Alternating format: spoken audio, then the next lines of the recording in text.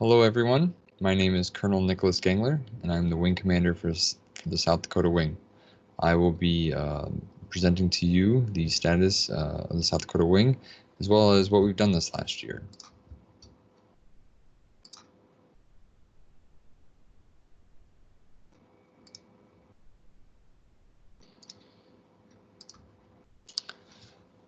The South Dakota Wing staff, as I said myself, is the Wing Commander. I recently took command of the South Dakota Wing as of the 9th of May.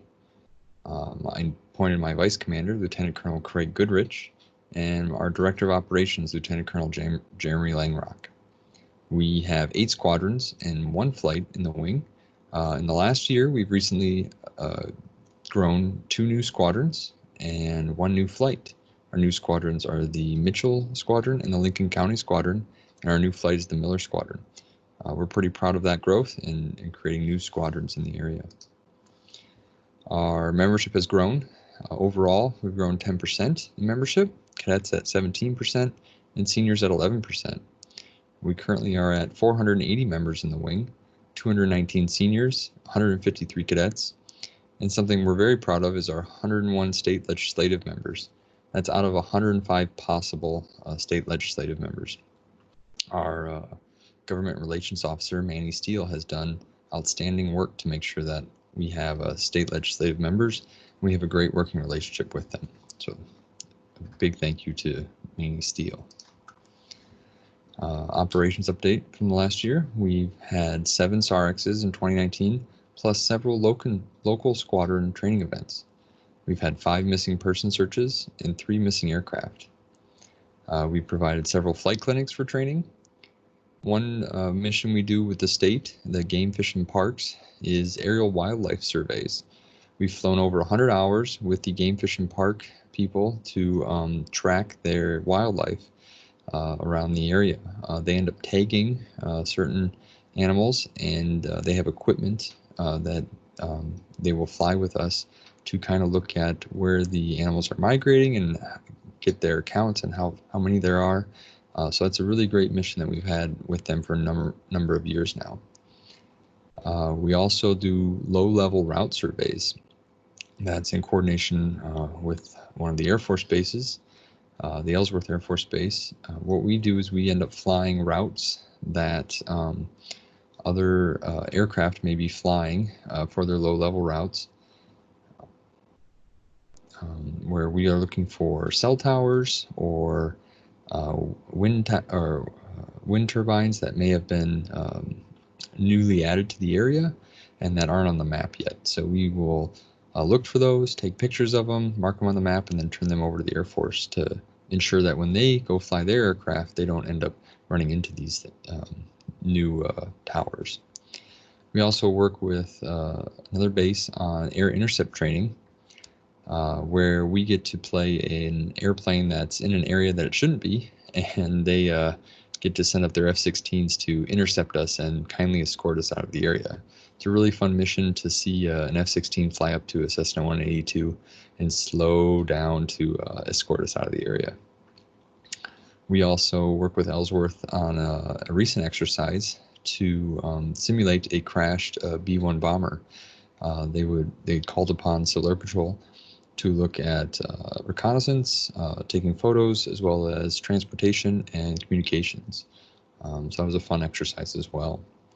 We also participated in a few comm exercises over the year with HF check-ins, as well as testing our own equipment throughout the state.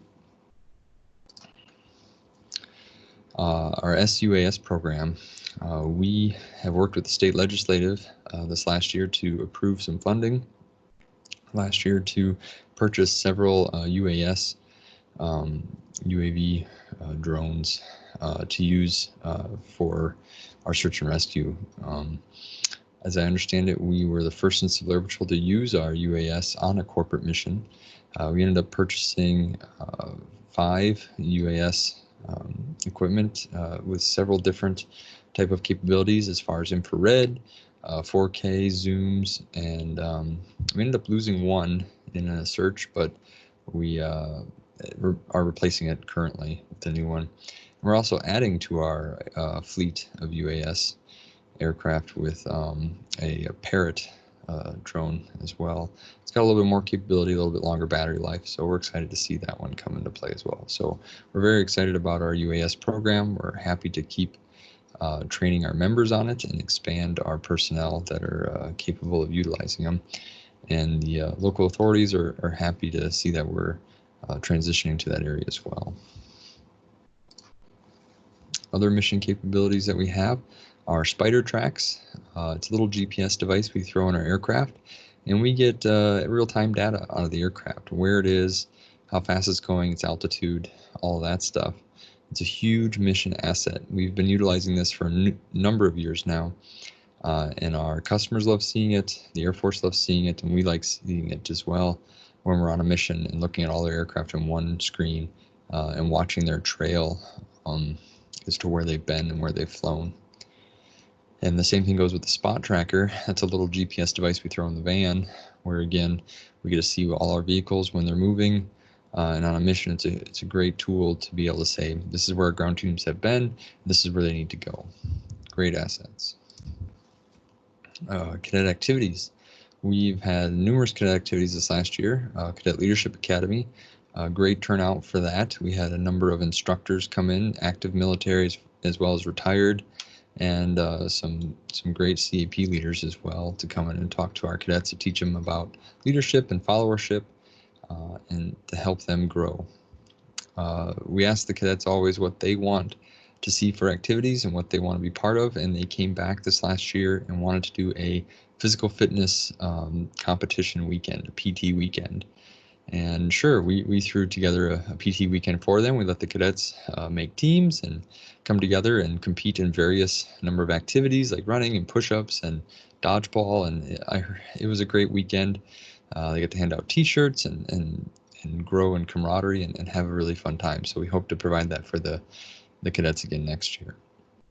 We also hosted a cadet competition this last year, which was great turnout again. Unfortunately, the region and national competitions were canceled, but we look forward to next year's competition as well. Encampment last year, for those of you who don't know, South Dakota and North Dakota have a joint encampment where every other year it switches as to who's hosting. Last year, South Dakota hosted the encampment, and we had a huge turnout. It was great. We had over 90 cadets. That includes the cadet cadre, but it was great. We were able to provide orientation flights during the encampment, and some of the cadets, that was their first time in the air, so it was a great experience for them. We also had the advanced flight, and we had the opportunity to get the advanced flight out to a shooting range to get them their NRA marksmanship qualification. So that was a huge perk to being on the advanced flight, was getting out to that field and getting that NRA badge.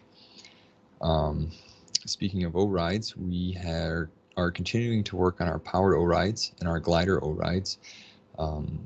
We recently appointed this last year a O-flight coordinator at the wing level, and this officer works with the squadrons to ensure that we are prioritizing O-rides, works with the pilots, make sure the planes are ready to go, and just kind of a central point of contact to make sure we're getting cadets up in the air. That's an area we can improve in, and we're going to keep working towards it. The Cadet Advisory Council, we keep working with to, again, go back to the cadets and ask them what it is they want to see and what it is they want to do in the wing and what activities we can provide for them. So we are always working closely with them, and we appreciate them. Other activities, we were planning the Joint Dakota Emergency Services Academy coming up this summer. Unfortunately, that has had to cancel the in-person portion due to the COVID-19 situation, and we're looking at creating a virtual experience for that. We've had a lot of good virtual training on emergency services training this last few months, and we hope to continue that and turn that into an academy of sorts for that this summer.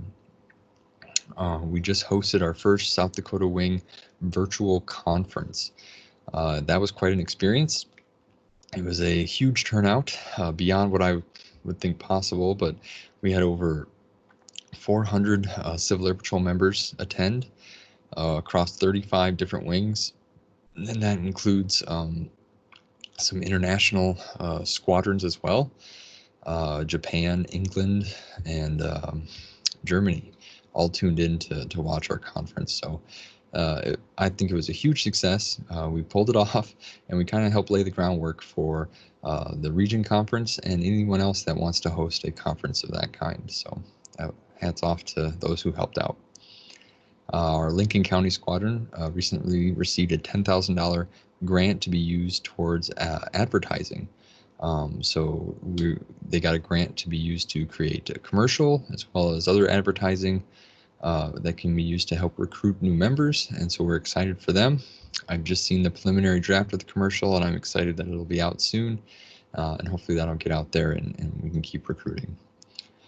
We recently had a legislative day, and as I said before, we have a very good relationship with our governor and our legislative members in the state, and so every legislative day is a treat, and we get to meet and talk with our Congress here, so that's really great.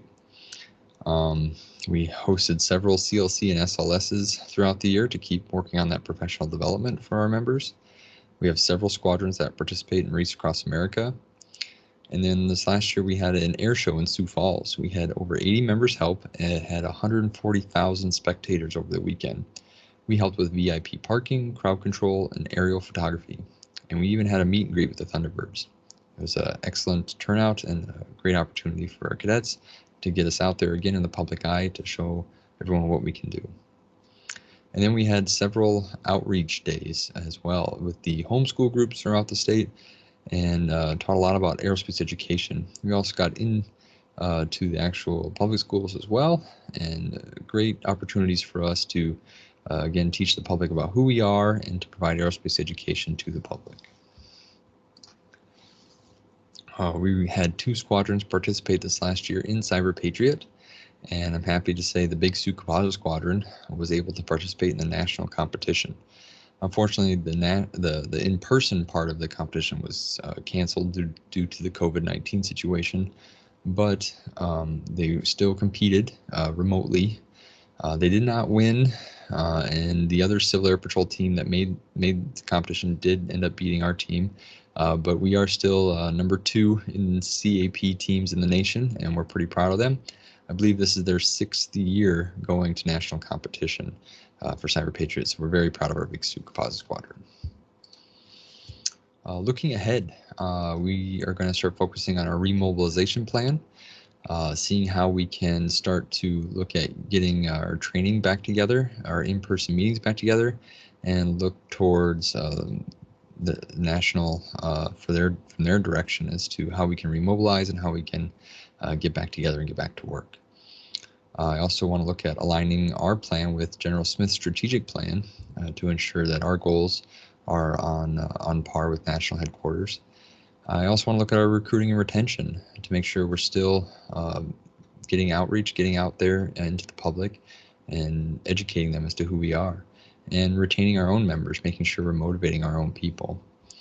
And want to make sure our people are trained on the professional development changes coming up. And I want to also look at emergency services and look at not just what we're training from in the book, but also look at what the corporate world is training on emergency services and how we can better align ourselves with the NISA training as well as what our local EM managers are looking for. That's all I have. I thank you for your time and enjoy the rest of your day.